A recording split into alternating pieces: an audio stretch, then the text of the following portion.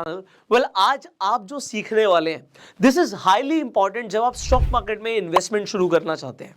सी आप कहीं पर भी अपना पैसा डालने वाले हैं, अपना हार्ड अर्न मनी डालने वाले हैं, तो आप क्या बिना सोचे समझे पैसा डाल दोगे? क्या देखने की जरूरत होती है, क्या एनालाइज करने की जरूरत होती है, और उसके लिए आपको आज क्या सीखने की जरूरत है, हम बेसिकली उस टॉपिक के ऊपर बात करने वाले हैं, and that is fundamental analysis. See basically जब आप इन्वेस्ट करना चाहते हैं दो चीजें इंपॉर्टेंट है, एक है फंडामेंटल एनालिसिस और दूसरी होती है टेक्निकल एनालिसिस। हम अभी आने वाली कुछ वीडियोस के अंदर टेक्निकल एनालिसिस को भी इन डेप्थ सीखने वाले हैं, पर अभी हम बात कर रहे हैं कि आप किस तरीके से किसी भी स्टॉक की फंडामेंटल एनालिसिस करो। अब फंडामेंटल एनालिसिस का शॉर्ट में बताऊं क्या मतलब होता है, इसे कॉम्प्लिकेट नहीं करते। सबसे पहले मुझे देखना है कि भाई जो भी मैं चीज खरीद रहा हूं क्या वो मुझे सस्ते में मिल रही है या महंगे में मिल रही है। इसका मतलब क्या होता है, वॉरेन बफे बोलते हैं कि आप वैल्यू इन्वेस्टिंग करो। लोग आपको कंफ्यूज करेंगे बड़े बड़े टर्म्स बोल के। देखो फंडामेंटल एनालिसिस के अंदर लोग आपको गाइड करेंगे कि आप वैल्यू इन्वेस्टिंग करो। अब वैल्यू इन्वेस्टिंग के लिए आपको बहुत टाइम लगाने की जरूरत नहीं है। वैल्यू इन्वेस्टिंग के लिए बस आपको इतना समझने की जरूरत है कि मैं जो भी बाय कर रहा हूं, मैं जो भी स्टॉक बाय कर रहा हूं, वो उस स्टॉक की इंट्रिंसिक वैल्यू से ऊपर बाय कर रहा हूं या नीचे बाय कर रहा हूं। देखो दो चीजें होती है, एक होती है वैल्यू और एक होती है प्राइस। प्राइस वो है जो आप देते हो और वैल्यू वो है जो आपको मिलती है। And it is not just in stock market. See मैं ओवरऑल बिजनेस की बात करता हूं। आप कहीं पर भी किसी भी चीज के लिए पैसा देते हो, चाहे आज वो गाड़ी हो या अपना हेयर कट आप करवाते हो, आपने हेयर कट के लिए पैसा दिया और आपको उसके बदले में वैल्यू मिली। अब आपको ये देखना वैल्यू उस हिसाब से मिली नहीं मिली। किसी ने आपसे 50 रुपए हेयर कट के चार्ज करे और उसने आपको मजा दे दिया, उसने हेयर कट के बाद आपकी फ्री में मसाज भी करी, बाल काटने से पहले शैम्पू भी किया, आपको लगा यार वैल्यू बहुत अच्छी दी है, और 50 रुपए तो कुछ भी नहीं है। और किसी ने आपसे 500 रुपए लिए हेयर कट के और उसने आपको सेटिस्फाई भी नहीं किया, आपको मजा भी नहीं आया और हेयर कट भी बेकार हुआ। अब आप बोलोगे वैल्यू नहीं मिली। तो अब ये तो हुआ एक रियल लाइफ एग्जाम्पल वैल्यू का। पर जब आप कुछ खरीदने जा रहे हैं, अभी हम स्टॉक की बात करें, एग्जांपल आप कहते हैं कि मैं गोल्ड खरीदने जा रहा हूं। अब आपको गोल्ड में क्या पता लगता है कि मैं गोल्ड खरीद रहा हूं, मेरे पास एक प्रीशियस मेटल आ रहा है, आज वो मान लीजिए 50,000 का भाव है उसका 10 ग्राम का, तो आप 50,000 रुपए देके आज गोल्ड लेकर आ रहे हो। अब आपको कैसे पता आपने खरीदा महंगा या सस्ता खरीदा है? सी यू डू नॉट नो। आपने प्राइस दिया, आपको वैल्यू मिली, आपको गोल्ड मिल गया। एक चीज यहां पर ये है कि क्योंकि आपको ये पता है कि गोल्ड का तो यार यूनिवर्सल वैल्यू सेम है। आजकल में थोड़ा बहुत फ्लक्चुएट डेफिनेटली कर सकता है, बट अगर मैंने आज 50,000 का खरीदा है तो वो 50,000 का बिक भी सकता है। स्टॉक के केस में भी ये है। पर कभी कभी हम क्या करते हैं, अब ये गोल्ड की जगह मैं रियल एस्टेट पे आ जाता हूं। अब आपको समझ आएगा, आपने एक प्रॉपर्टी 1 करोड़ रुपए की खरीदी, अब वो 1 करोड़ की है या नहीं है ये कैसे पता लगेगा? गोल्ड तो सबके पास सेम है, किसी भी ज्वेलर के पास जाओगे एक ही रेट देगा कोई भी। बट यहां पे जैसे ही आप आ जाते हो रियल एस्टेट खरीदने, चीजें बदल कैसे जाती हैं। एक प्रॉपर्टी आप 1 करोड़ की ले रहे हो, अब आप कहेंगे यहाँ पे बहुत सारी चीजें मैटर करती हैं। आप कहोगे लोकेशन मैटर करती है, उसके बाद आप कहोगे मान लीजिए आप कोई फ्लैट ले रहे हैं तो उसकी भैया कंस्ट्रक्शन किस तरीके की हुई है वो मैटर करती है, उसका एरिया मैटर करता है, बहुत सारी चीजें मैटर करती है। तो ये बहुत सारी चीजें जो मैटर करती हैं, वो बहुत सारी चीजों की एनालिसिस आप करते हो और उसके बाद आप खरीदते हो। तो आपको ये पता लगता है कि मैं 1 करोड़ रुपए दे रहा हूं तो उसके बदले में मुझे वैल्यू क्या मिल रही है। और फिर उसके बाद आप क्या करते हो, सब कुछ देखने के बाद फिर आप पीयर कंपैरिजन करते हो। पीयर कंपैरिजन क्या होता है, और ये हम स्टॉक मार्केट में भी करने वाले हैं। पीयर कंपैरिजन क्या है कि भैया 1 करोड़ का फ्लैट यहां पे मिल रहा है और 1 करोड़ का फ्लैट 1 किलोमीटर दूर मिल रहा है, बट यार ये वाला फ्लैट ज्यादा अच्छा है, इसका साइज भी बड़ा है, इसमें 1 BHK मेरे को ज्यादा भी मिल रहा है, वो 3 BHK है। मान लीजिए आपको लगता है यार 4 BHK मिल रहा है मुझे तो, और यहाँ पे यार इसकी जो फेसिंग है नॉर्थ ईस्ट फेसिंग है, इसकी लोकेशन भी बेटर है, मार्केट भी पास है, स्कूल भी पास है, आपका हॉस्पिटल भी पास है, ये थोड़ा सा दूर है, यहाँ पे मेट्रो स्टेशन भी पास है। सो अब आपने बहुत सारे फैक्टर ऐड कर दिए और उसके बाद आपको ये क्या दिखता है, मैंने एक पीयर कंपैरिजन किया कि ये बेटर है। अब आप क्या करते हो, थोड़ा सा और सर्च करते हो, आपको पता लगता है एक और फ्लैट है वो 95 लाख में मिल रहा है और वो बिल्कुल बगल वाली बिल्डिंग में है, बाकी सारी चीजें सेम है। अब आप क्या करोगे, अब आप कहोगे यार 95 वाला बेटर है। अब ये आप कैसे पहुंचे कंक्लूजन पे, क्योंकि आपने कोई ना कोई एनालिसिस करी है। स्टॉक मार्केट में भी एक राइट कंक्लूजन पे पहुंचना जरूरी है कि हम 1 रुपया भी दे रहे हैं ना, वो हमारा फालतू का नहीं आया हुआ, हमने मेहनत से कमाया है। तो हम राइट इन्वेस्टमेंट करें। और वैल्यू इन्वेस्टिंग का मतलब क्या होता है, मैंने आपको शॉर्ट में बता दिया, आप सब कमेंट्स में लिख के बताओगे। वैल्यू इन्वेस्टमेंट का मतलब होता है, वैल्यू इन्वेस्टिंग का मतलब होता है जब आप किसी भी स्टॉक को, किसी भी एसेट को उसकी इंट्रिंसिक वैल्यू, जो उसकी वैल्यू है, उससे कम भाव में खरीद लेते हो। अब आपको एक झटके में, एक क्लिक में पता लग जाएगा। आज मैं इस वीडियो में बताऊंगा आपको कि आप एक सेकंड में चेक कर लोगे कि प्राइस इंट्रिंसिक वैल्यू से ज्यादा में मिल रहा है, कम में मिल रहा है, और ये होती है वैल्यू इन्वेस्टिंग। अब ये फंडामेंटल एनालिसिस का पार्ट 1 है कि हम वैल्यू इन्वेस्टिंग करें। पार्ट 2 क्या है? पार्ट 2 आ जाता है, यार चीज तो ऊपर में मिल रही है, इंट्रिंसिक वैल्यू से ऊपर में मिल रही है, तब भी उसका प्राइस बढ़ता जा रहा है। अब आपको लगेगा यार इंट्रिंसिक वैल्यू से तो कम प्राइस आ ही नहीं रहा, ये किस चीज के ऊपर डिपेंड करता है? अब मार्केट के अंदर कुछ रेशियोज होते हैं। इंट्रिंसिक वैल्यू आप आज खुद से शायद निकालने जाएंगे, आपको थोड़ा सा टाइम लग सकता है, इसीलिए मैंने आपको बोला मैं आपको एक क्लिक में बता दूंगा कि आपको कैसे चेक करना है। ये तो आपको पता लग ही जाएगा अब कि प्राइस जो है वो इंट्रिंसिक वैल्यू से ज्यादा पे है, कम पे है। कम पे है तो मेरे लिए सबसे पहला चेकलिस्ट है कि डन, मैं इसे खरीदना चाहूंगा। अब आ जाते हैं रेशियो एनालिसिस। अब रेशियोज कैसे बनते हैं? रेशियो देखो, मैं ना कुछ भी कॉम्प्लेक्स नहीं करूंगा। पहली बात तो मेरा कोई बैकग्राउंड है नहीं फाइनेंस से, और मैथमेटिक्स मुझे स्कूल में बहुत कम समझ आती थी, इसीलिए मैंने इंजीनियरिंग को ऑप्ट नहीं किया। ऑल्दो पढ़ाई करी, बट मुझे समझ आया यार ये नंबर्स मेरे दिमाग से ऊपर की चीज है। क्यों? क्योंकि मुझे सिंपल चीजें समझ आती है। सिंपल, कोई मेरे से सिंपलिसिटी से बात करेगा ना, मुझे समझ आएगा।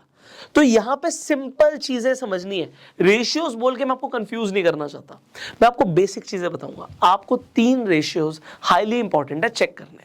अब वो 3 रेशियोज क्या हैं? सबसे पहले पीई रेशियो। आपको पीई रेशियो को समझना है। ये पीई रेशियो लोगों को बहुत कॉम्प्लेक्स लगता है, मैं आपको इतना आसान बना दूंगा, इसको अभी समझा दूंगा क्या होता है। पी रेशियो का मतलब है प्राइस टू अर्निंग रेशियो, अभी इसके ऊपर हम बात करेंगे। दूसरा रेशियो होता है PB ratio, price to book value. और एक तीसरा रेशियो आपको जो देखना है वो है डेट टू इक्विटी। ये 3 रेशियो इंपॉर्टेंट है, इसके अलावा बहुत सारे और रेशियोज है, बट एक बेसिक एनालिसिस के लिए ये तो मुझे चेक करना ही है। और एक रेशियो अगर मैं इसमें ऐड और कर दूं आपकी एक्यूरेसी बढ़ाने के लिए, तो वो होगा मेरे लिए करंट रेशियो। अब मैं आपको अभी समझा दूंगा, पहले आपको सिंपल लैंग्वेज में बताता हूं ये क्या होते हैं, उसके बाद मैं आपको डिटेल में भी समझा दूंगा। तो पी रेशियो का मतलब है प्राइस टू अर्निंग, मतलब जो आज मैं प्राइस दे रहा हूं उसके हिसाब से कंपनी कमा क्या रही है। हो सकता है वो प्राइस जो आज मैं पे कर रहा हूं वो इंट्रिंसिक वैल्यू से ज्यादा है, मतलब वैल्यू कम है बट प्राइस ज्यादा है, बट कंपनी कुछ ऐसा कर रही है कि उसकी अर्निंग बढ़ती जा रही है, और या फिर आने वाले टाइम में उसकी अर्निंग बढ़ने वाली है, क्योंकि share market is all about future. I am telling you, लोग कभी भी करंट मार्केट सिचुएशन को देख के इन्वेस्ट नहीं करते। फॉर एग्जांपल, आपको लगता है कि गूगल दुनिया की सबसे बड़ी कंपनी बनने वाली है। अब अगर आपको ऐसा लगता है, मार्केट को ऐसा लगता है, तो मार्केट क्या करेगा? मार्केट ज्यादा पीई देगा। ज्यादा पीई क्या देगा? मतलब प्राइस उसका ज्यादा हो जाएगा, क्योंकि एक्सपेक्टेशंस है कि अर्निंग बहुत ज्यादा हो सकती है। अब देखो, पी का मतलब है प्राइस अपॉन अर्निंग। मैं यहां पे लिख देता हूं, फिर इसे हटा दूंगा क्योंकि बहुत कुछ और भी लिखना बाकी है। तो आज अर्निंग कम है और प्राइस ज्यादा है। एग्जांपल के लिए आपको अर्निंग के लिए अर्निंग पर शेयर निकालना पड़ेगा, बट मैं इसे शॉर्ट में बता रहा हूं। मान लीजिए एक शेयर पे कंपनी कमा 10 रही है और उसका प्राइस 100 है, तो पी आ जाएगा 10 का, ठीक है। बट अगर प्राइस हो गया 1000, अब मार्केट ज्यादा पी देता है, कई शेयर्स को देता है, आप टेस्ला को देख लो, अडानी को देख लो, तो ज्यादा पीई देता है मार्केट, क्योंकि लगता है फ्यूचर में अर्निंग बढ़ सकती है। तो आज आपको दिखेगा यार पीई तो हो गया 100 का, बट अगर कल को अर्निंग बढ़ गई, अर्निंग ही 100 की हो गई, तो कल को ये 100 की जगह 10 का रह जाएगा पीई। तो प्राइस आज मार्केट ज्यादा दे सकती है किसी भी स्टॉक को, so this is price to earning. But अब होता क्या है, अगर आपको दिख रहा है प्राइस आपको दिख रहा है 100 का है और अर्निंग पर शेयर है आपका 100 का, पी आ रहा है 10 का, तो इसका मतलब क्या हुआ? शॉर्ट में यार आप कहोगे बिल्कुल देसी लैंग्वेज में बताओ।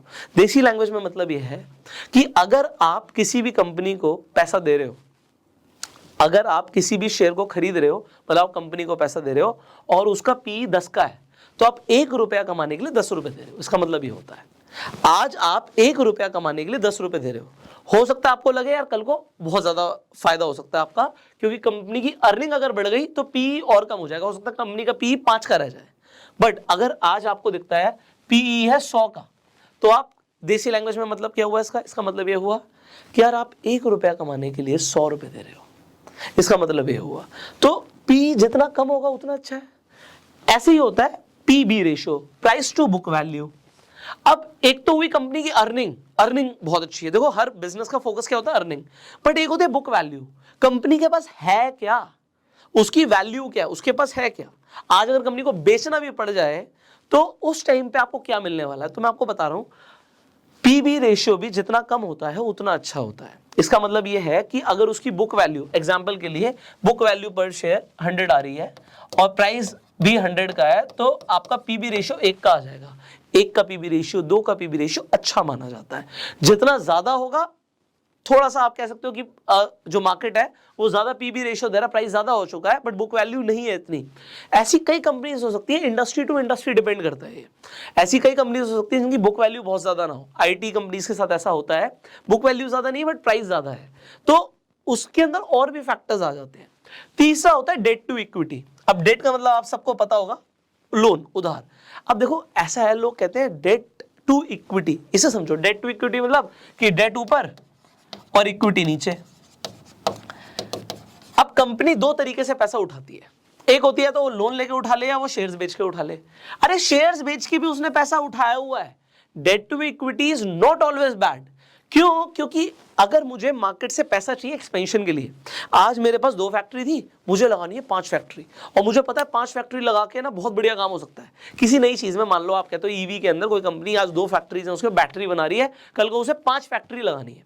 अब पैसा तो है नहीं, तो उसके बाद 2 इलाज है, या तो शेयर्स बेच के पैसा आ जाए या फिर लोन लिया जाए। क्या लेना सही है? आप कहोगे ये तो डिपेंड करता है, बट ये डिपेंड ये करता है कि हमेशा डेट सस्ता मिलता है, लोन हमेशा चीप होता है, इक्विटी देना महंगा होता है। स्टार्टिंग में आजकल देख लो आप, स्टार्टअप कल्चर चल रहा है, हर किसी को इक्विटी के बदले में पैसा मिल जाए, फंडिंग मिल जाए, फंडिंग मिल जाए। बेसिकली स्टार्टिंग के अंदर लोन मिलेगा नहीं और इक्विटी के बदले में पैसा दे रहे हैं, तो क्या हुआ, आज आप देखिए जिन कंपनीज को बहुत ज्यादा भरोसा होता है ना अपने ऊपर, वो अपनी इक्विटी जल्दी देती नहीं है। उन्हें पता है यार हम बढ़िया कर रहे हैं। एग्जाम्पल ज़ीरोधा, आप लोगों ने हो सकता है ज़ीरोधा पे अपना डीमैट अकाउंट खुलवाया हो, तो ज़ीरोधा ने इक्विटी दी नहीं। अगर जरूरत होगी एक्सपेंशन की तो लोन ले लेंगे। तो ये मैं आपको क्यों समझा रहा हूं, लोग कहते हैं डेट टू इक्विटी रेशियो कम होना चाहिए, मैं भी यही बोल रहा हूं कि कम होना चाहिए। कंपनी ने पहले इक्विटी देके पैसा लिया हुआ, फिर वो और अगर लोन लेती जा रही है तो वो थोड़ा सा गलत है। बट डेट लेना भी गलत नहीं है अगर डेट की रीपेइंग कैपेसिटी है। तो अगर डेट की रीपेइंग कैपेसिटी है कंपनी के पास, तो लोन लेना गलत नहीं, क्योंकि लोन सस्ता पड़ेगा। अगर आपने, एग्जांपल के लिए मैं ज़ीरोधा की बात कर रहा था, अगर आपने ज़ीरोधा पे अभी तक डीमैट अकाउंट नहीं खुलवाया तो लिंक डिस्क्रिप्शन कमेंट बॉक्स में है, आप आज ही जाके अपना डीमैट अकाउंट खुलवा सकते हैं। अगर आपको शेयर मार्केट में इन्वेस्ट करना है या फिर आपको ट्रेड करना है तो आपको एक डीमैट कम ट्रेडिंग अकाउंट चाहिए होता है। So Zerodha is a market leader, you can open your account. अब यहाँ पर हम डेट टू इक्विटी रेशियो की बात कर रहे थे, इसी पे आ जाते हैं। अब अगर किसी कंपनी का डेट टू इक्विटी रेशियो आपको दिखता है 2 का है या 10 का है या 20 का है, तो इससे क्या पता लगता है? सिंपल लैंग्वेज में बात करेंगे, इससे ये पता लगता है कि कंपनी ने 2 गुना लोन लिया हुआ है जितना उसने इक्विटी से पैसा उठाया हुआ है, तो लोन से डबल पैसा उठाया हुआ है। 10 है तो 10 गुना पैसा उठाया हुआ है। इक्विटी के कंपैरिजन में पैसा दोनों से उठाया हुआ है, पैसा दोनों से उठाया हुआ है, बट इक्विटी के कंपैरिजन में लोन ज्यादा लिया हुआ है कंपनी ने। बट लोन लेना इज नॉट ऑलवेज बैड, ये मैं आपको बता रहा हूं। रीपेइंग कैपेसिटी देखनी है, और उसके लिए जस्ट मैं आपको बताऊंगा, इसके ऊपर थोड़ा सा आपको टाइम देना पड़ेगा, वीडियो लंबी हो सकती है, बने रहो, क्योंकि जो मैं आपको समझा रहा हूं ना, लोगों को ये सीखने में ना बहुत टाइम लग जाता है। आप 50 वीडियो देखोगे ना तब जाके आपको ये सिंपल चीजें हैं लोगों ने कॉम्प्लेक्स बनाई हुई है। लोगों को लगता है शेयर मार्केट इन्वेस्टमेंट बहुत ज्यादा कॉम्प्लेक्स है यार, कोई मतलब बहुत पढ़ा लिखा इंसान होगा जिसने चार्टर्ड अकाउंटेंट किया हुआ है, एमबीए किया हुआ है, फाइनेंस के अंदर है, सिर्फ वही इस चीजों को समझ सकता है। यही तो मिथ तोड़ना है। मैं आपको यही बताना चाहता हूं कि मेरा खुद का बैकग्राउंड फाइनेंस से नहीं है, पर मैंने चीजों को जिस तरीके से खुद समझा ना, एक सिंपल लैंग्वेज में हर किसी को समझ आ सकता है, मेरा मानना है। इसीलिए मैं आपके लिए वीडियोस बना रहा हूं, आपको अच्छी लगे तो शेयर भी करना। सो डेट टू इक्विटी रेशियो कम होना चाहिए, ये हमारा आइडियल पॉइंट है। बट हम एक चेक और ऊपर लगाएंगे इसके ऊपर कि डेट कंपनी ने लिया हुआ है बट उसकी रीपेइंग कैपेसिटी क्या है, उसके लिए क्या करना है, I just tell you. Finally current ratio. अब एक करंट रेशियो क्या है? वेल अकाउंट्स में जो लोग हैं उन्हें सब पता ही है करंट रेशियो क्या होता है, जिन्हें नहीं पता मैं बता देता हूं। Current assets upon current liabilities. आज का करंट हम बात कर रहे हैं, टोटल बात नहीं कर रहे, मतलब आज क्या, अभी हम करंट सिचुएशन की बात कर रहे हैं। करंट एसेट मतलब जिससे तुरंत पैसा आ सकता है, या करंट लायबिलिटीज मतलब जो पैसा तुरंत देना कंपनी को। तो assets, current assets upon current liabilities, ये फॉर्मूला होता है हमारा करंट रेशियो का। तो इसका मतलब क्या हुआ, अगर कंपनी के पास मान लो 20 करोड़ के एसेट्स हैं और कंपनी की 10 करोड़ की लायबिलिटी है, तो करंट रेशियो हमारा क्या आ जाएगा, 2 का आ जाएगा। 2 का रेशियो ठीक है, क्यों ठीक है, क्योंकि लायबिलिटी कम है, एसेट ज्यादा है। तो अब करंट रेशियो भी जितना ज्यादा उतना बढ़िया। अब यहां पे पी रेशियो जितना हमारे लिए कम उतना बढ़िया, पीवी रेशियो जितना कम उतना बढ़िया, डेट टू इक्विटी रेशियो ऐसा बोलते हैं आइडियली कि कम हो तो ज्यादा बढ़िया है, तो ये भी मैं लिख देता हूं, बट मैंने आपको बताया इसके ऊपर एक और चेक है कि रीपेइंग कैपेसिटी क्या है, और फाइनली करंट रेशियो जितना ज्यादा उतना बढ़िया। तो ये 4 रेशियोज आपको समझना जरूरी है और इससे आपकी एक बेसिक रेशियो एनालिसिस हो गई। बट अभी भी फंडामेंटल एनालिसिस कंप्लीट नहीं हुआ, क्यों, अभी हमने ये देखा हम सस्ते में खरीद रहे नहीं खरीद रहे, फिर कुछ रेशियोज देख के हमें समझ आया, अर्निंग समझ आ रही है, बुक वैल्यू समझ आ रही है, डेट समझ आ रहा है और कंपनी के एसेट्स अपॉन लायबिलिटीज समझ आ रही है। तो आपने काफी हद तक समझ लिया, बट अभी भी कुछ रहता है। अब क्या रहता है उसकी भी बात कर लेते हैं। तीसरी चीज आपको फंडामेंटल एनालिसिस में जो समझना है वो है कंपनी की बैलेंस शीट को पढ़ना। अब आप कहोगे सर ये क्या कह रहे हो, बैलेंस शीट को पढ़ना तो बहुत ही मुश्किल है, ये तो समझ ही नहीं आएगा हमें। मैं कह रहा हूं आप ही को समझ आएगा, अभी आप ही बताओगे मुझे। हमें बेसिक चीजें समझनी है। देखो हर बिजनेस का मेन फोकस क्या होता है, वो होता है प्रॉफिट जनरेट करना। तो देखो 2 चीजें होती है, लोगों ने कॉम्प्लेक्स टर्म्स लिए और टॉप लाइन बॉटम लाइन, लोगों को नहीं समझ आता क्या है। अरे 2 चीजें यार, माल जो बिक रहा है उसे सेल्स कहते हैं या रेवेन्यू आना कहते हैं, ये होती है टॉप लाइन, और जो बच रहा है सब कुछ के बाद वो होता है कंपनी का प्रॉफिट, इसे बॉटम लाइन कहते हैं। हमें क्या देखना है, कंपनी की सेल ईयर ऑन ईयर लगातार बढ़ रही है नहीं बढ़ रही, हमें ये देखना है। और कंपनी का प्रॉफिट ईयर ऑन ईयर लगातार बढ़ रहा है नहीं बढ़ रहा, नंबर 1। नंबर 2 हमें देखना है, अभी हमने एसेट्स अपॉन लायबिलिटीज की बात करी थी, पहले हमने current assets upon current liabilities की बात करी थी, अब हम बात करेंगे कंपनी के टोटल एसेट्स। टोटल एसेट्स और टोटल लायबिलिटीज जो कंपनी की हैं वो ईयर ऑन ईयर उसमें क्या चेंज आ रहा है। एसेट हर साल बढ़ने चाहिए, लायबिलिटीज हर साल कम होनी चाहिए। अगर ऐसा हो रहा है तो कंपनी बढ़िया कर रही है, सिंपल। तीसरी चीज, हर कंपनी के पास कैश होना चाहिए। अगर मैं कोई बिजनेस कर रहा हूं तो मेरे पास कैश है नहीं है, तो ये इंपॉर्टेंट हो जाता है, खासकर बड़ी कंपनीज के लिए। लिस्टेड कंपनीज हैं, पैसा उठाया हुआ है गया कहां, कहीं तो होगा ना, या तो एसेट्स में होगा, कंपनी ने अपने बिजनेस में पैसा लगा रखा है तो उससे एसेट्स क्रिएट किए हुए हैं, एसेट्स में होगा पैसा, या फिर कंपनी में कैश भी तो होगा। कंपनी कितने कैश के साथ बैठी हुई है बहुत इंपॉर्टेंट होता है। तो मुझे तीसरा कैश फ्लो चेक करना है कंपनी का, cash flow year on year कैसा चल रहा है। अब देखो अगर कंपनी लगातार सेल बढ़ा रही है, प्रॉफिट बढ़ा रही है, एसेट्स बढ़ रहे हैं, लायबिलिटीज कम हो रही हैं और कैश फ्लो बढ़ रहा है, बस इसे ही कहते हैं बैलेंस शीट चेक करना। आपको मुझसे सुन के लग रहा है मुश्किल चीजें हैं, नहीं है, ये इजी है यार, कॉम्प्लेक्स है ही नहीं। अगर ये जितना इस स्क्रीन पर लिखा है इसके अलावा मैं कह रहा हूं ये कर लिया, 90% फंडामेंटल एनालिसिस आपने कर ली, इसके बाद जो बची हुई 10% है वो एक्सपर्ट्स को करने दो। एक्सपर्टीज आपको भी आ जाएगी, किसी भी फील्ड में 5 साल देने हैं और आपको भी एक्सपर्टीज आ जाएगी। अब यही काम आप 5 साल तक करते रहोगे, आप एक्सपर्ट बन जाओगे। बट मैं आपको एक बात बता रहा हूं, अगर आपने ये सब चेक कर लिया 90% टाइम आप गलत नहीं हो सकते, मैं आपको बता रहा हूं ये चीज। इसके साथ साथ हम डेफिनेटली टेक्निकल्स को ऐड करेंगे। कुछ लोग क्या करते हैं, फंडामेंटल एनालिसिस सिर्फ फंडामेंटल्स देखते हैं, कुछ लोग सिर्फ टेक्निकल्स देखते हैं। मैं कहता हूं जब दोनों अगर हम सीख सकते हैं तो दोनों को समझ के इन्वेस्ट करेंगे। आपको क्या लगता है, अगर टेक्निकल एनालिस्ट कहते हैं कि यार टेक्निकल एनालिसिस से बढ़िया कुछ है ही नहीं, कहते हैं ना भाई, कहते हैं प्राइस भगवान है। जब प्राइस भगवान है वो प्राइस को देखते हैं, हम कहते हैं बिल्कुल हाथ जोड़ के जो आप कह रहे हो ठीक कह रहे हो भाई, हम सीख लेते हैं, हम समझ लेते हैं। और जो फंडामेंटल एनालिसिस कर रहे हैं वो कह रहे हैं यार फंडामेंटल्स देखो और सिर्फ इसे देख के इन्वेस्ट करो, आज क्या प्राइस पे हो रहा है फ्लक्चुएशन हमें नहीं देखना। मैं कहता हूं आप दोनों देखो, जब दोनों सीखने के लिए अवेलेबल है तो सीख लो ना भाई, और जब समझ आ जाएगी तो आप फंडामेंटल्स भी देखोगे और चार्ट भी देखोगे और राइट इन्वेस्टमेंट करोगे। Getting it? चलो अब ये हमने देखा बट यार इसकी एनालिसिस करने के लिए क्या करें, इसके लिए आपको एक स्क्रीनर चाहिए होगा, बहुत सारे स्क्रीनर अवेलेबल है। सो मैं टिकर टेप यूज करता हूं, मैं अभी यहां पर खोलूंगा टिकर tape and I will show you exactly, जैसे मैंने बोला था 1 सेकंड में आपको इंट्रिंसिक वैल्यू पता लग जाएगा। या मेरे लिए स्क्रीनर ने पहले ही काम कर दिया। सो हमारे पास स्क्रीनर आ गया, यहाँ पे मैं टिकर टेप यूज कर रहा हूँ, आप भी चाहें तो यूज कर सकते हैं, लिंक डिस्क्रिप्शन कमेंट बॉक्स में है। सो अब स्क्रीनर्स हमारी हेल्प क्या करते हैं, एग्जाम्पल के लिए आप यहाँ पे टिकर टेप पे जाएंगे, स्क्रीनर पे आपको स्टॉक स्क्रीनर दिखेगा, आपने खोला हुआ है, मैंने यहाँ पे खोला हुआ ऑलरेडी।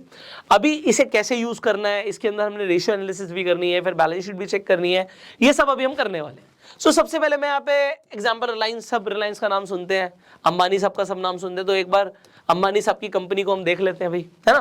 तो अब यहाँ पर मैंने बोला था 1 सेकंड में पता लग जाएगा कि इंट्रिंसिक वैल्यू से ऊपर है प्राइस है नीचे है। ये देखिए रिलायंस इंडस्ट्रीज का मैंने यहाँ पे आपके लिए टिकर टेप पे स्क्रीनर पे आके मैंने यहाँ पे खोल दिया, और यहाँ पे आपको चेकलिस्ट में, इन्वेस्टमेंट चेकलिस्ट में सबसे पहले दिखता है कि जो करंट प्राइस है वो इंट्रिंसिक वैल्यू से ज्यादा है। तो मेरे लिए कॉम्प्लेक्स चीज आसान हो गई, मुझे 1 सेकंड में पता लग गया यार जो प्राइस है ना वो वैल्यू से ज्यादा है। ओके, वैल्यू से ज्यादा है। मुझे और भी सारी चीजें दिख रही हैं, बहुत सारी चीजें हैं, बट जो बेसिक चीजें हैं हम स्टेप बाय स्टेप उन्हीं पे बात करेंगे। तो जो मेरा यहां पर एक पॉइंट था जो मुझे 1 सेकंड में चेक करना था, पहला चेकलिस्ट, जिस भी शेयर में मैं इन्वेस्ट कर रहा हूं मुझे चाहिए कि मैं इंट्रिंसिक वैल्यू से कम पे खरीद रहा हूं। अब मैं ये काम एक स्क्रीनर के थ्रू बहुत आसानी से कर सकता हूं।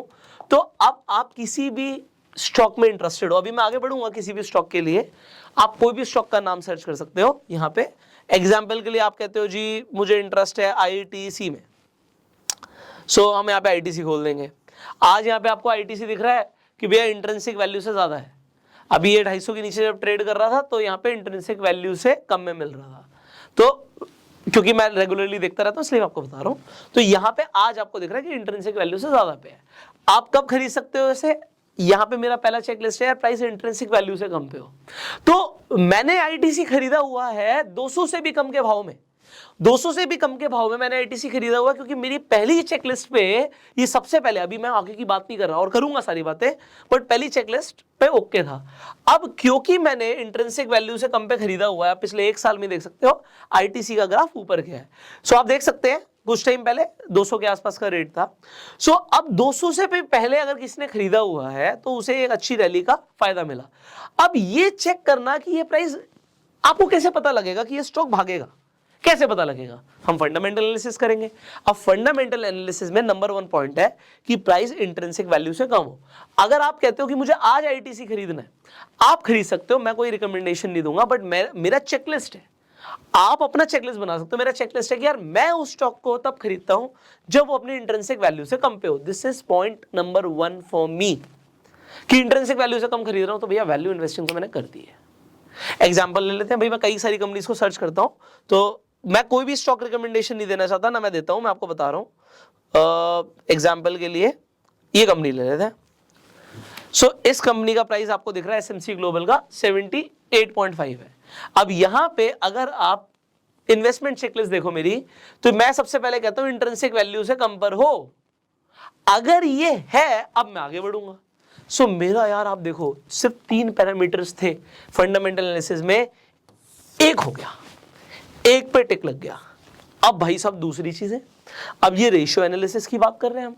अब ये रेशियो एनालिसिस क्या होती है, मैंने बोला सिर्फ 4 रेशियो देखने हैं, एक पी रेशियो देख लो, एक पीबी देख लो, एक डेट टू इक्विटी देख लो, एक करंट देख लो। आज वो देख ही लेते हैं, क्योंकि देखना बहुत जरूरी है।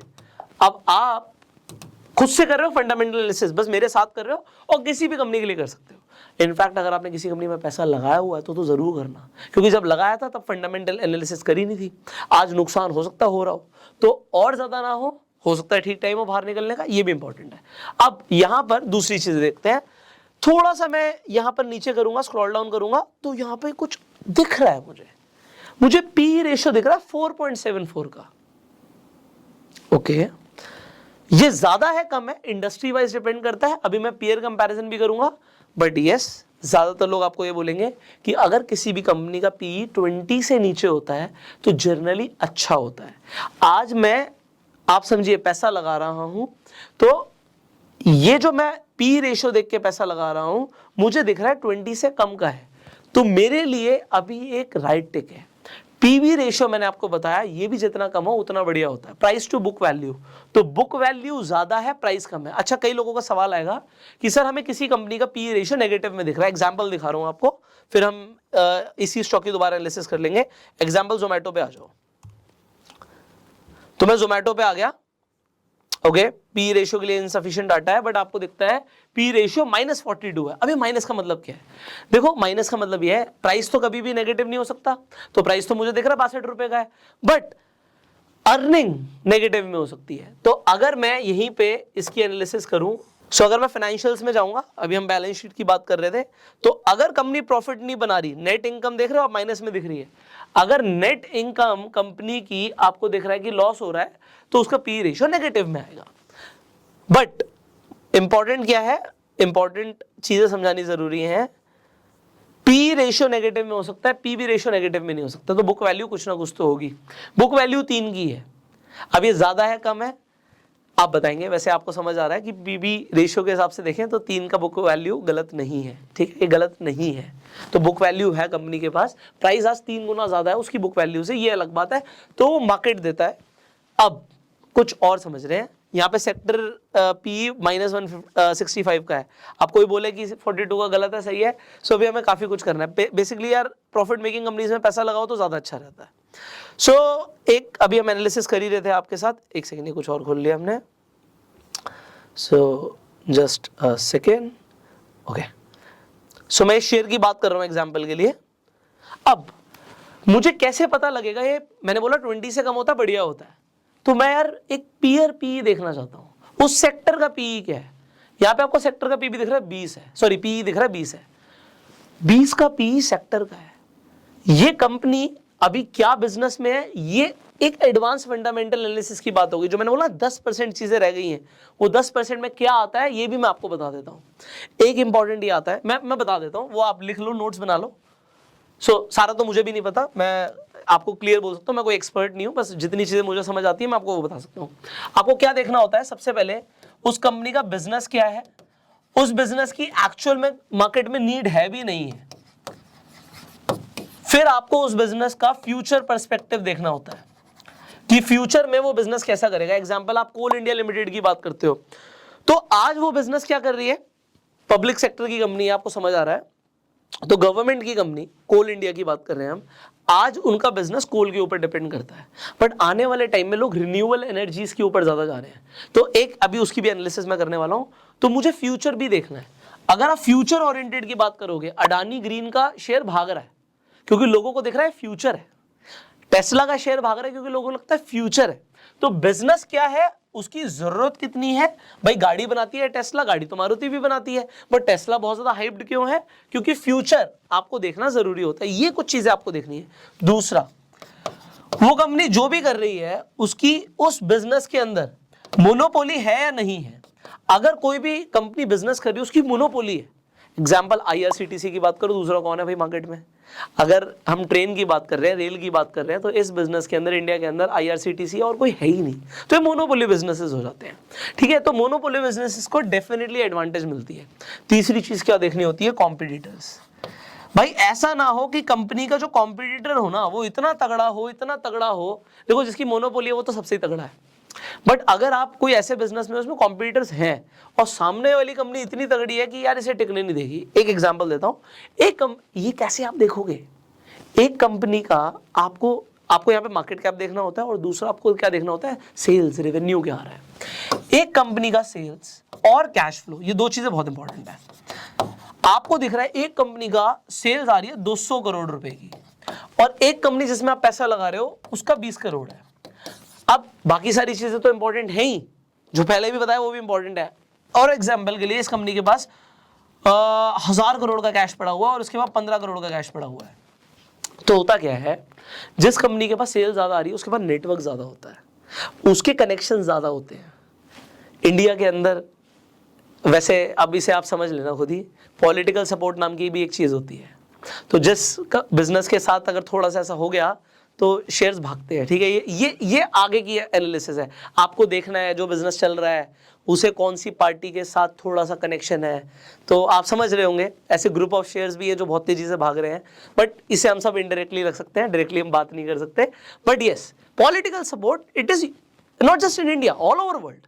तो अगर कोई भी बिजनेस ऐसा है जिसे कहीं ना कहीं थोड़ा सा भी पॉलिटिकल सपोर्ट है, उस शेयर के भागने की प्रोबेबिलिटी बहुत ज्यादा बढ़ जाती है। और फिर एक कंपनी का 15 करोड़ अकाउंट में पड़ा हुआ है, एक के पास 1000 करोड़ अकाउंट में पड़ा हुआ है, तो अगर वो बिजनेस करने निकलेंगे तो 1000 करोड़ वाला ना 15 करोड़ वाले को कुचल देगा, खत्म कर देगा। तो ये भी देखना जरूरी होता है। बट क्योंकि आप बिगनर हो सकता है ज्यादातर लोग बिगनर हो, तो आप बस इतना देख लो, ये इंपॉर्टेंट है। क्योंकि अगर आप इस तरीके से इन्वेस्टमेंट करोगे, आप 10 में से 8 बार अच्छी कंपनीज ही चूज करने वाले हो, ठीक है। सो दिस इज इंपॉर्टेंट। मैं अगेन, मुझे फर्क नहीं पड़ता यार मेरी वीडियो लेंदी बनती है, हो सकता है बहुत लिमिटेड लोग इन वीडियोस को देखें, पर मुझे इस चीज से बहुत फर्क पड़ता है, जो लिमिटेड लोग इन वीडियोस को देख रहे हैं ना, उनको वैल्यू मिलनी चाहिए। उनको ऐसा ना लगे यार हम एक वीडियो देखने भी आए थे और टाइम वेस्ट हो गया। उनको ये होना चाहिए यार चाहे 1 घंटे की वीडियो थी पुष्कर की, बट हमें सीखने को मिला। कई सारी वीडियोस हो सकती हैं ऐसी कि जिसमें आप गए और आपको लगे यार मैंने इतना टाइम भी दिया और मजा नहीं आया। तो मेरी वीडियो कोई एंटरटेनमेंट के लिए नहीं है, मैं कोई कॉमेडी नहीं कर रहा यहाँ पे, क्योंकि जो मैं आपको सिखा रहा हूँ ना, आपका पैसा पहले तो बचेगा और फिर बनेगा भी, और बचाना ज्यादा जरूरी है मेरे लिए। वॉरेन बफे का पहला रूल है प्रोटेक्ट योर कैपिटल। तो अब यहाँ पर मैं जो एनालिसिस कर रहा था मैं उसे कंटिन्यू करता हूँ। सो मुझे यहाँ पे दिख रहा है कि यार पी रेशियो 4.74 का है, पीबी रेशियो भी ठीक है 0.89 का है, डिविडेंड यील्ड अब ये क्या होती है, देखिए अभी यहाँ पर ना अगर आपको समझना है ये सब चीजें, मैंने एक तो रेशियो एनालिसिस के लिए एक डिटेल में वीडियो बनाई हुई है, आई बटन पे लेंगे आप जाकर उसे देख सकते हैं। तो मैंने ऑलरेडी टाइम लगाया हुआ है, तो शॉर्ट में मैं यहाँ पे बता रहा हूँ क्योंकि ये क्रैश कोर्स के अंदर आप अभी हैं और आपको back to back valuable videos मिलनी है। सो जो हाईली इंपॉर्टेंट है हम उसे डिस्कस कर रहे हैं, इंपॉर्टेंट तो फिर बहुत कुछ है। तो डिविडेंड यील्ड का सिंपल सी मतलब है कि कंपनी डिविडेंड कितना दे रही है। तो अब कुछ लोग बोलेंगे डिविडेंड ज्यादा अच्छा होता है, डिपेंड करता है आप किस तरीके के पर्सन हो। देखो कंपनी ना 2 तरीके से यहाँ पर आपको, एक तो या तो डिविडेंड देगी, अगर वो डिविडेंड नहीं दे रही, एग्जांपल गूगल डिविडेंड नहीं देता, तो अगर गूगल डिविडेंड नहीं देता तो वो पैसे को रखता है क्योंकि उसे लगता है लोगों को पहले ही पता होता कि उनको हम पैसा दे रहे हैं वापस, उसके बाद भी वो कहीं ना कहीं इन्वेस्ट करेंगे। तो अगर उन्हें इन्वेस्टमेंट आता तो हमें क्यों पैसे देते, उन्होंने हमें दे दिया तो हम ही खुद ही इन्वेस्ट करके कंपनी को बड़ा कर देंगे। तो या तो कंपनी अपने पास ही पैसे रखती है कंपनी को बड़ा करने के लिए, उससे कंपनी का शेयर प्राइस बढ़ जाता है। और अगर आप बहुत सारी कंपनीज देखेंगे, आप ओएनजीसी देखेंगे, इंडियन ऑयल देखेंगे, उनका डिविडेंड आपको यील्ड बहुत ज्यादा दिखेगा। कोल इंडिया की मैंने बात करी थी, तो कोल इंडिया का डिविडेंड यील्ड, हम कोल इंडिया की बात कर रहे थे तो मैं खोल ही देता हूँ क्योंकि एनालाइज तो आप कर ही रहे हैं। ये देखिए हमने कोल इंडिया की बात करी, अब ये वो 10% वाला पॉइंट यहाँ पे इंपॉर्टेंट है, इंट्रिंसिक वैल्यू से कम पर है भाई, पीई 8.33 का है, इंडस्ट्री पीई 13 का है, कम है, पीबी रेशियो 3.30 का, मतलब प्राइस बुक वैल्यू से ज्यादा का है। डिविडेंड यील्ड, डिविडेंड बहुत अच्छा दे रही है कंपनी, 7.25% का है, बट मैं इन्वेस्ट करूं ना करूं। अब यहाँ पे आपका, अभी हम आगे की भी बात करेंगे, अभी बैलेंस शीट की भी बात करनी है, और भी चीजें हैं, पर इंपॉर्टेंट क्या था, पहले बिजनेस भी देखना है, वो बिजनेस कर क्या रही है, उसकी जरूरत कितनी है, आने वाले टाइम में फ्यूचर पर्सपेक्टिव क्या है। ये थोड़ा सा एक लेवल ऊपर है, बट आपको खुद देखना है, अदरवाइज आपको कोल इंडिया की बाकी के फाइनेंशियल ठीक ठाक लगने वाले हैं। तो यहां पे मैं आपको कुछ दिखाना चाहूंगा, क्योंकि आप यहां पर समझ रहे हैं कि जो प्राइस है हो सकता है टेम्परेरी फेज में अभी ग्रो भी कर रहा हो, क्योंकि कंपनी आज के लिए, आज तो चल ही रहा ना सब कुछ, फ्यूचर में क्या होने वाला है। बट इसी तरीके से अगर मैं कोई और फ्यूचर ओरिएंटेड कंपनी की बात कर दूं तो उसका आपको शेयर प्राइस ना अलग लेवल पे भागता हुआ दिखेगा। So example Adani green energy, अब आप यहां पे कहते हो इसे देखते हुए या इसे देखते हुए, ओके, सो प्राइस कहां पे 66 रुपीज था और इसने हाई जो मारा हुआ है वो आपको दिख रहा है भैया 3000 रुपए का मारा हुआ है। तो आपको दिख रहा है इंट्रिंसिक वैल्यू से इस वक्त बहुत ज्यादा है, तो इन्वेस्टमेंट तो मैं आपको बिल्कुल सजेस्ट नहीं कर रहा, बस मैं आपको एक पॉइंट बता रहा हूं, जो मैंने आपको पॉइंट बताया था, पी रेशियो देखिए 674 का है, 674, और इंडस्ट्री पी 27 का है। मार्केट बहुत ज्यादा पी भी दे सकता है किसी कंपनी को, जैसे कि यहां पर दिया हुआ है, पीबी रेशियो भी बहुत ज्यादा है, तो इन्वेस्टमेंट तो बिल्कुल नहीं करनी, इन्वेस्टमेंट तो बिल्कुल नहीं करनी। इन्वेस्टमेंट आप तब शायद कर सकते थे जब प्राइस बहुत कम था, बट आज की डेट में तो आपको इन्वेस्टमेंट बिल्कुल नहीं करनी। बट मैं आपको बस ये बता रहा हूं कि फ्यूचर ओरिएंटेड कंपनीज का शेयर प्राइस अलग लेवल पे भागता है। तो यहां पे आप समझ रहे हो 27 रुपए से अगर कंपनी का प्राइस 2700 चला गया तो 100 गुना की ग्रोथ है। 1 लाख रुपए 1 करोड़ भी बनता है शेयर मार्केट में, ऐसे बनता है, बट संभल के। अगेन एक हम एनालिसिस कर रहे थे, मैं वहीं पे दोबारा आ जाता हूं क्योंकि आपको फाइनेंशियल्स भी दिखाने हैं। सो अब ratio analysis you understood, alright. So आपको रेशियो एनालिसिस समझ आ रही है यहाँ पे। अब रेशियो एनालिसिस के बाद हमें क्या देखना होता है, अच्छा यहाँ पे आपको टिकर टेप में स्पेशल फीचर्स मिलते हैं, कंपनी वाइज आपको फॉरकास्ट भी मिलती है, ठीक है। हमें बेसिकली अब यहाँ पे कुछ और चीजें देखनी है। अब वो क्या देखनी है, देखो यहाँ पे अब आ गई हमारी, जो हमें समझना था, हमें कंपनी के फाइनेंशियल समझने थे। तो मैंने आपको बात करी थी, एक होती है टॉप लाइन, एक होती है बॉटम लाइन। टॉप लाइन का मतलब होता है सेल्स, रेवेन्यू क्या आ रहा है, कंपनी के पास आ क्या रहा है और बच क्या आ रहा है, ये इंपॉर्टेंट है और हाईली इंपॉर्टेंट है। अब कंपनी के पास ईयर ऑन ईयर हम देख रहे हैं 2019, 20, 21, 22 हमारे पास यहाँ पे डेटा है। तो जब मैं 2019, 20, 21, 22 की बात कर रहा हूं तो उससे 59 दिख रहा था, इसलिए मैंने थोड़ा सा साइड किया आपके लिए, ओके। अब आप यहां पर देखिए, इंपॉर्टेंट चीजें समझाने की कोशिश करूंगा। यहां पे टोटल रेवेन्यू हमें ये देखना होता है, नंबर 1 कि ईयर ऑन ईयर बढ़ रहा है नहीं बढ़ रहा। 2019 में ऑलमोस्ट 750 करोड़, 759, 784, फिर 908, 1100 और अभी तक आपको दिख रहा है 1140। ईयर ऑन ईयर रेवेन्यू बढ़ रहा है, good, thumbs up. Net income, net income important है, पॉजिटिव में होना इंपॉर्टेंट है, फ्लक्चुएट कर सकती है, उसके बहुत सारे और रीजंस हो सकते हैं, बट अभी कंपनी की इनकम ओवरऑल बढ़नी चाहिए, कम से कम 3 साल में तो मुझे ग्रोथ दिखनी चाहिए। तो अब 2019 में 74 करोड़, 23 करोड़, 104 करोड़, 174 करोड़, 152 करोड़। तो ये समझ आ रहा है कि कंपनी लगातार प्रॉफिट कमा रही है, ओके। कोई भी हल्की कंपनी, बेकार कंपनी, पेनी स्टॉक आपको 1 साल 2 साल में हो सकता है आपको दिखे कुछ है, उसके बाद वो एकदम से डूबता हुआ दिख रहा है। मुझे चाहिए कंसिस्टेंसी भाई, आप लगातार क्या कर रहे हो, ये इंपॉर्टेंट है। सो ये एक एग्जांपल है, अगेन कोई भी स्टॉक रिकमेंडेशन नहीं है, आपको खुद से एनालाइज करके ही इन्वेस्ट करना है। सो एक चीज जो मैंने आपको सबसे पहले बताई थी यहां पर, जो मुझे बैलेंस शीट को स्टडी करना है, सेल्स और प्रॉफिट कंपनी का सही है या नहीं है। ओके भाई, ओके रिपोर्ट है, P ratio okay, PB ratio okay. अभी डेट टू इक्विटी और करंट रेशियो भी चेक कर लेते हैं 1 मिनट। इनफैक्ट एक कंपनी की बात नहीं है, आपको लगता है निफ्टी 500 की मैं बात करता हूं, आप किसी भी कंपनी का सबसे पहले ये बेसिक जो रेशियोज है ना, ये आप स्टॉक स्क्रीनर पर जाकर देख सकते हो। यहाँ पे जब आप स्टॉक्स यूनिवर्स में जाओगे, आपको निफ्टी 50 दिख रहा है, निफ्टी मिड कैप 100 दिख रहा है, निफ्टी 100 दिखता है। आप निफ्टी 500 के अंदर भी अगर आप देखना चाहते हो, मैंने यहाँ पे निफ्टी 500 सेलेक्ट किया हुआ है, सो आप यहाँ पे फिल्टर डाल लो। आपको मैंने बोला कि हमें यहाँ पर क्या क्या चाहिए, हमें एक डेट टू इक्विटी चाहिए, मैंने लिया हुआ है डेट टू इक्विटी ऑलरेडी, और मुझे एक चाहिए होता है इंटरेस्ट कवरेज रेशियो। मैंने आपको बोला था कि कंपनी की पावर क्या है इंटरेस्ट पे करने के लिए, देखिए इंटरेस्ट कवरेज रेशियो हमने लिया हुआ है, और एक मुझे चाहिए था करंट रेशियो, तो करंट रेशियो भी लिया हुआ है। अब करंट रेशियो मैंने आपको बताया था जितना ज्यादा उतना बढ़िया। सो अब एग्जांपल के लिए मुझे यहां पर देखना है कंपनी का डेट टू इक्विटी रेशियो। अब देखिए यहां पर ऐसी ऐसी कंपनीज हैं जहां पे डेट बहुत ज्यादा है और इक्विटी के कंपैरिजन में डेट बहुत ज्यादा है। सो डेट टू इक्विटी आपको यहां पर दिख रहा है, एग्जांपल शॉपर्स स्टॉप लिमिटेड की हम बात करते हैं, आपको पता होगा शॉपिंग के लिए जाते हैं, तो यहां पर डेट टू इक्विटी रेशियो आपको 2700 से ऊपर का दिख रहा है, ऑलमोस्ट 2800 के आसपास। उसके बाद करंट रेशियो क्या देखना होता है कि लाइबिलिटी ज्यादा है, एसेट ज्यादा है। सो अगर एसेट ज्यादा होता तो 1 से ऊपर होता, अभी लाइबिलिटी ज्यादा है तो 0.77 दिख रहा है, और इंटरेस्ट कवरेज रेशियो भी हमारा ज्यादा होना जरूरी है। यहाँ पे 0.53 का मतलब जितना इंटरेस्ट लिया हुआ है उसके हिसाब से इनका इंटरेस्ट कवरेज रेशियो ठीक नहीं है। और अगर मैं यहां पे एक छोटी सी एनालिसिस करना चाहूं, कोई भी स्टॉक आपके सामने खुला हुआ है, आपको बेसिक एनालिसिस करनी बहुत जरूरी है। सो आपको दिख रहा है इंट्रिंसिक वैल्यू से अभी प्राइस ज्यादा है, तो आप इस शेयर को नहीं खरीदोगे। देन बिजनेस देखना, फ्यूचर देखना, मोनोपोली देखनी, बहुत सारी चीजें हैं। तो ये आपको कैसे पता लगेगा, मैंने आपको ये बता दिया। अब हम आ जाते हैं फाइनेंशियल्स पे, ओके। एक एग्जाम्पल इसी कंपनी की हम बात कर रहे थे। सो फाइनेंशियल्स में हमने एक चीज समझ ली थी, वो थी सेल्स एंड प्रॉफिट। उसके बाद इनकम में आ गई सेल्स एंड प्रॉफिट। अब बैलेंस शीट का जो दूसरा पार्ट था हमारा, वो था हमारा कि कंपनी के पास टोटल एसेट्स और टोटल लायबिलिटीज कितनी है और उनका ईयर ऑन ईयर क्या चल रहा है। सो अगर मैं एसेट्स की बात करूं तो यहां पे हम टोटल एसेट्स देख रहे हैं हम ये एसएमसी की एग्जांपल के लिए बात कर रहे हैं। सो टोटल एसेट्स आपको दिख रहा है 2350 करोड़, 1800 करोड़, 2300 करोड़ और almost 2900 crore. So year on year ठीक है, मुझे ग्रोथ दिख रही है, कुछ ड्रास्टिकली कम नहीं है, बट लाइबिलिटीज बढ़ रही है, कम हो रही है। सो लाइबिलिटीज यहां पर 1600 करोड़, फिर कम हुई 1900 करोड़, 1600 करोड़, 2000 करोड़।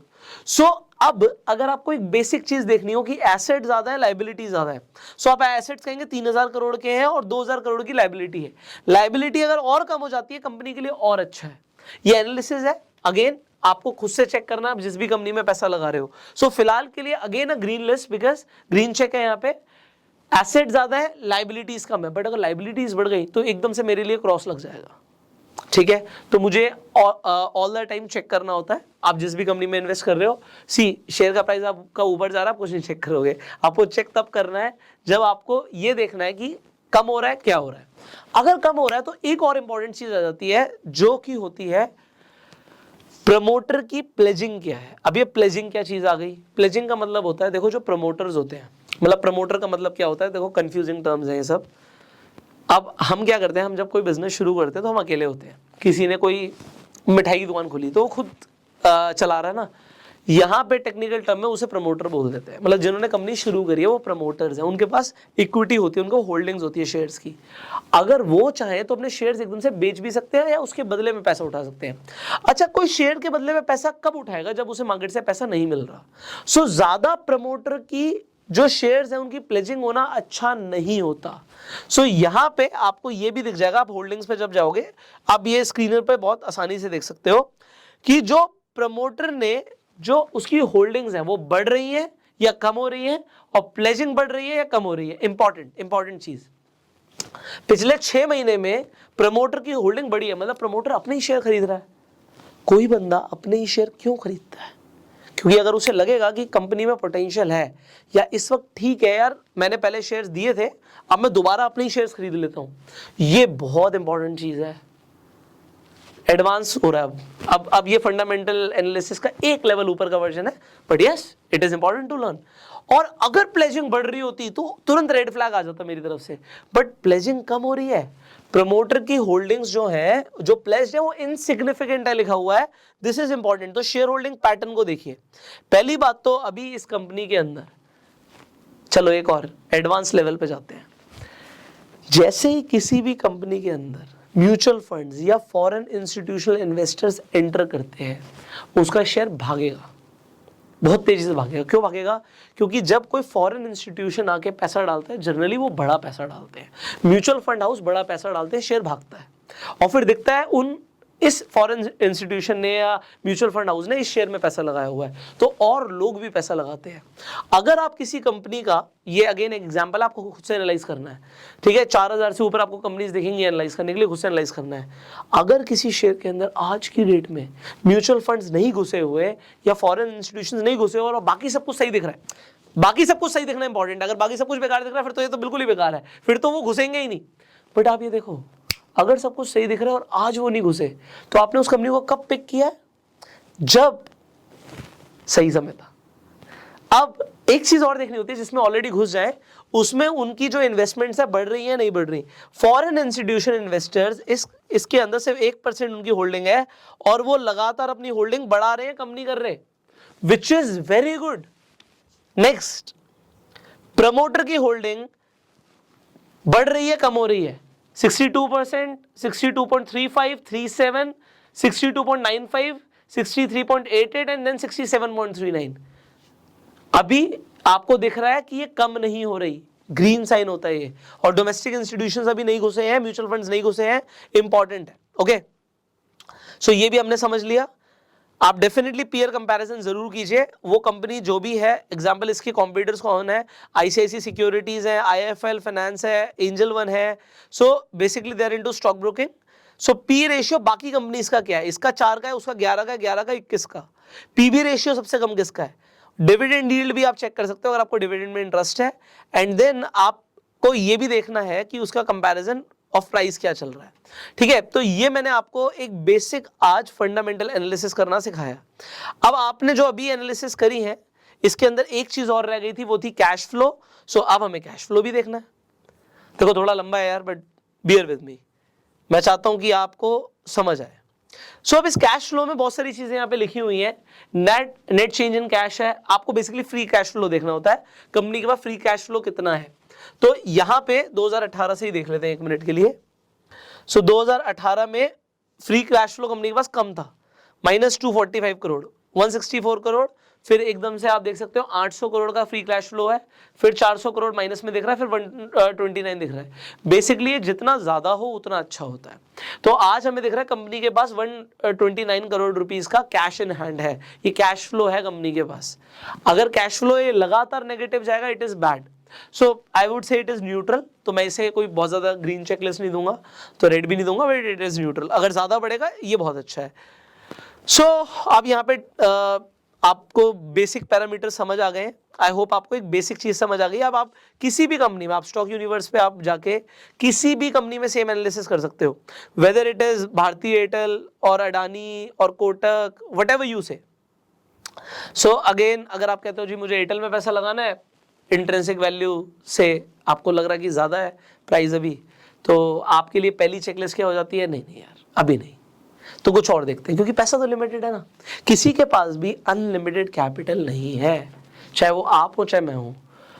अगर आपको, अब ये इंपॉर्टेंट है, कहीं से भी टिप आती है ना कल को कि भाई मैं कह रहा हूं इन्वेस्ट कर दे, तो आप अपनी पहले फंडामेंटल एनालिसिस करेंगे फिर इन्वेस्ट करेंगे।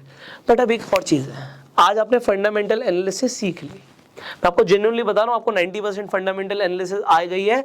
अगर आप मेरे साथ अभी तक बने हुए हैं, you have understood about 90% fundamental analysis in this video. अगर नहीं है तो मुझे कमेंट करके बताना, फिर कुछ रह गया होगा तो वो भी आपके लिए बनाएंगे। बट अब इंपॉर्टेंट क्या है, इंपॉर्टेंट ये है फंडामेंटल एनालिसिस के साथ हम कंबाइन करने वाले हैं टेक्निकल्स को। आप और खतरनाक तरीके से आगे बढ़ने वाले हो। ये मैं क्यों बोल रहा हूं, क्योंकि अगर आपने टेक्निकल्स को ऐड किया, आपकी एक्यूरेसी और बढ़ जाएगी और आपके प्रॉफिट्स और बढ़ेंगे, आपको रिटर्न्स और बेहतर आएंगे। अगर आपको सीखना है तो आप कमेंट करके जरूर बताइएगा। देखिए हम तो अपना टाइम दे रहे हैं, हमें आपसे सिर्फ एक ही चीज चाहिए कि अगर आपको इस वीडियो से वैल्यू मिल रही है इसे शेयर जरूर करना। अगर आप शेयर करेंगे मेरा पर्पस सॉल्व हो जाएगा इस वीडियो को बनाने का। So thank you so very much अपना प्यार देने के लिए। आपके जो भी सवाल आप कमेंट्स में पूछिएगा। अगर आपके पास अभी तक डीमेट अकाउंट नहीं है, सो शेयर मार्केट में अगर आपको इन्वेस्ट करना है, ट्रेड करना है, आप जीरोधा पे जाकर डीमेट अकाउंट खुलवा सकते हैं।